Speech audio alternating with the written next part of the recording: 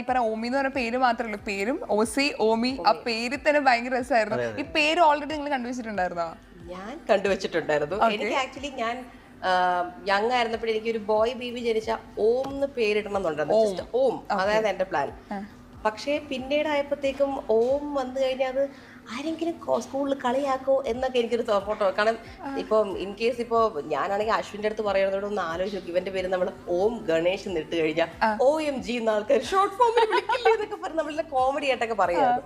പക്ഷെ പിന്നീട് എനിക്ക് ഈ ഓം വരുന്ന എന്തെങ്കിലും പേരുണ്ടോ എന്നും കൂടെ അന്വേഷിക്കണമായിരുന്നു. അങ്ങനെ ഞാൻ തപ്പിയാണ് നിയോം എന്നുള്ള പേര് കണ്ടുപിടിച്ചു.